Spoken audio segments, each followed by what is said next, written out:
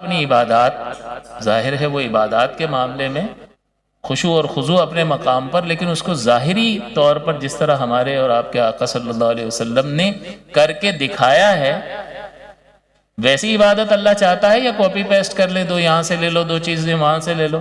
نہیں، بلکہ شرائط اور فرائض کو کرنا ہے اور مفسدات سے اپنی عبادت کو بچانا ہے۔ تو کرنے والی دو چیزوں کو کر کے رکھنا ہے کہ یہ ہاتھ سے نہ نکل جائے، عبادت صفر ہو جائے گی، اور فاسد کرنے والی چیز کو روکنا ہے۔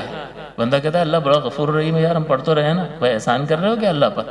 معقول بات ہے یا نہیں ہے کہ کبھی کوئی آپ کوئی کھانا بھی بناتے ہو، کوئی ڈش بناتے ہو، اس میں جو چیزیں شرائط کے درجے میں، جو لازمی اجزاء کے درجے میں ہوتی ہیں، ان کو آپ لے کر آتے ہو، اس میں ڈالتے ہو، ایک ترتیب قائم رکھتے ہو، ابھی یہ ڈالنا ہے، اتنی دیر کے بعد یہ ڈالنا ہے، اتنی دیر کے بعد یہ ڈالنا ہے۔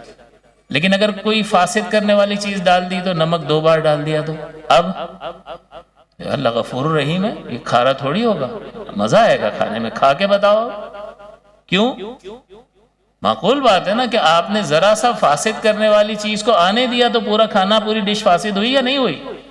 ہوئی۔ اور نبی اکرم صلی اللہ علیہ وسلم کی حدیث پاک ہدایت، صاحب ہدایہ نے اس کو ذکر کیا کہ صحابی آئے اور نماز پڑھی حضور کے سامنے، پھر حضور کی خدمت میں تشریف فرما ہوئے، حضور نے کہا قم فصلی فإنک لم تصلی، کھڑے ہو جائیں نماز پڑھیں، آپ نے نہیں پڑھی۔ حضور ابھی تو پڑھی ہے۔ صحابی نے حضور کو عرض نہیں کیا کہ حضور اللہ بڑا غفور الرحیم ہے، میں نے پڑھ تو لی، اب وہ جیسی بھی پڑھی، کیا وہ محتاج ہے ہماری صحیح نماز کا؟ بھئی صحیح اس نے اپنے نبی کے ذریعے جو سکھا کے بھیجی ہے وہ مطلوب ہے۔ اسی لیے تو نبی بھیجا تھا کہ تمہاری عقل کے ذریعے سے تم ان طریقوں تک پہنچ ہی نہیں سکتے ہو، اور تمہیں یقین کامل حاصل ہی نہیں ہوگا اگر تکا لگا کے پہنچ بھی گئے کہ کیا ہونا چاہیے، خالق نے بڑی نعمتیں دی ہیں، مجھے پیدا کیا، اس کا شکریہ تو ادا کرنا چاہیے۔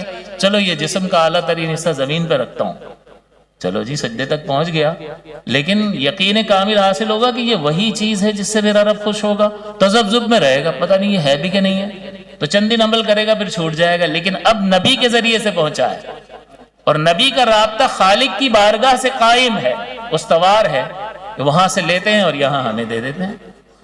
تو آپ کو یقین کامل ہے، بتاؤ 1400 برس سے وہ عبادت کی جا رہی ہے جو سرکار نے سکھائی تھی، کیوں آپ کو تذبذب نہیں ہوتا؟ پتہ نہیں یہ ہے بھی کہ نہیں، کہ اس سے رب خوش ہوتا ہے کہ نہیں؟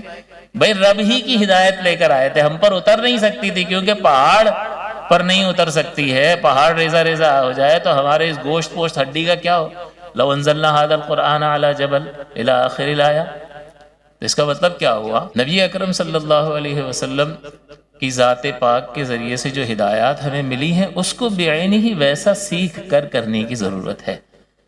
پھر بھیج دیا حضور نے، پھر پڑھ کر آ گئے، پھر قم فصلی فإن، 4 بار حضور نے، 3 بار ان کو بھیج دیا۔ اب انہوں نے عرض کیا کہ حضور مجھے نہیں سمجھ آ رہا، میں کہاں غلطی کر رہا ہوں؟ پھر حضور نے بتایا تعدیل ارکان ترک کرنا ہے۔ تو اب اس کا جواب ہو گیا، یعنی اللہ بڑا غفور الرحیم ہے۔ تو حضور تو سکھانے آئے تھے، حضور ہی تو بتانے آئے تھے کہ اللہ غفور الرحیم ہے، تو حضور سے زیادہ کوئی جانتا ہے اللہ کو؟ بلکہ اللہ کی معرفت کسی کو کسی درجے میں جتنی بھی حاصل ہے وہ صدقہ ہے نبی اکرم صلی اللہ علیہ وسلم کی ذات پاک کا۔ تو اب آپ غور کیجئے کہ عبادت بھی سیکھ کر کرنی ہے۔